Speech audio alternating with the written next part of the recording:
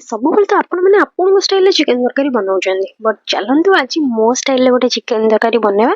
ଆଉ ନିହାତି ଭାବରେ ଆପଣମାନେ ମୋତେ କମେଣ୍ଟରେ ଜଣେଇବେ କି ଆପଣମାନଙ୍କୁ ଡିଶ୍ଟା କେମିତି ଲାଗେ। ଫାର୍ଷ୍ଟ ମୁଁ ଚିକେନକୁ ଭଲ ଭାବରେ କ୍ଲିନ୍ କରି ନେଇଥିଲି, ଆଉ ତା ଦେହରେ ହଳଦୀ ଆଉ ଲୁଣ ଗୋଳେଇକି କିଛି ଟାଇମ୍ ମ୍ୟାରିନେଟ୍ ହେବା ପାଇଁ ଛାଡ଼ି ଦେଇଥିଲି। ଆଉ ତାପରେ ମୁଁ କଡ଼େଇ ବସେଇ ତେଲ ଦେଇ ଦେଇଥିଲି ଗରମ ହେବା ପାଇଁ। ଆଉ ତାପରେ ମ୍ୟାରିନେଟ୍ ହେଇକି ରଖା ହେଇଥିବା ଚିକେନକୁ ଦେଇ ଦେଇଥିଲି, କାହିଁକିନା ଆମକୁ ଆ ଦେହରୁ ପୁରା ଚିକେନରେ ଥିବା ପାଣିଟାକୁ ମାରିବାର ଅଛି।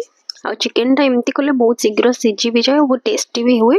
ତ ମୁଁ ଏଠି ସବୁତକ ବେସିକ୍ ମସଲା ସବୁ ସଜାଡ଼ିକି ରଖିଦେଇଛି। କଟା ହେଇଥିବା ବିଲାତି, ପିଆଜ, ତେଜପତ୍ର, ଅଦା, ଶୁଖିଲା ଲଙ୍କା ଆଉ ବିଲାତି ଫାଳେ ମୁଁ ରଖିଥିଲି କଷିବା ପାଇଁ, ଆଉ ଫାଳେ ମସଲାରେ ବାଟିବା ପାଇଁ।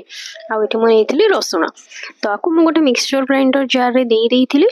ଫାର୍ଷ୍ଟ ରସୁଣ, ତାପରେ ଅଦା, ତାପରେ ଶୁଖିଲା ଲଙ୍କା, ପୁଣି ତେଜପତ୍ର, ତାପରେ ପୁଣି ଦେଇଥିଲି ମୁଁ କଟା ହେଇଥିବା ଅଧା ବିଲାତି ଆଉ ଅଳ୍ପ ପିଆଜ। ମୁଁ ଅଳ୍ପ ପିଆଜ ଦିଏ ବାଟିବା ପାଇଁ, ଅଧିକା ପିଆଜ କଷିବା ପାଇଁ ଦିଏ, ତ ସେଥିପାଇଁ ଚିକେନ ତରକାରୀଟା ବହୁତ ଭଲ ବି ହୁଏ। ଚିକେନ ନୁହେଁ, ପ୍ରାୟତଃ ସବୁ ତରକାରୀ ବି ବହୁତ ବଢ଼ିଆ ହୁଏ। ତାପରେ ଏଠି ଆମର ପିଆଜ ଡିପ୍ ବ୍ରାଉନ୍ ହେଲା ପରେ ଆମେ ତାପରେ ଦେଇଦେବା ବାଟିକି ରଖିଥିବା ସବୁ ମସଲା। ତ ମୁଁ ଏଠି ମସଲାକୁ ଦେଇ ଦେଇଥିଲି, ତାପରେ ତାକୁ ଟିକେ ଭଲ ଭାବରେ ମିକ୍ସ କରିନେଇଥିଲି।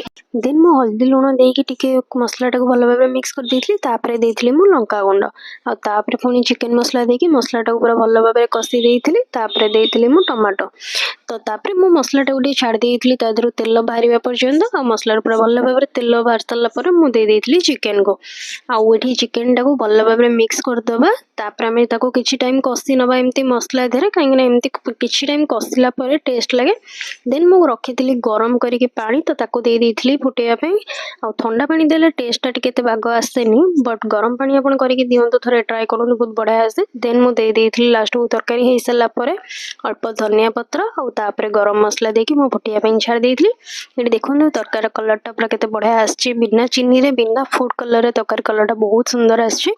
ଦେନ୍ ଏଇଟା ଆମର ଟାଇମ୍ ହେଉଛି ଖାଇବା ଟାଇମ୍, ମାନେ ଟେଷ୍ଟ କରିବା ଟାଇମ୍। ତ ମୁଁ ତ ଏଠି ଖାଇନେଲି, ଆପଣମାନେ କେବେ ଖାଉଛନ୍ତି?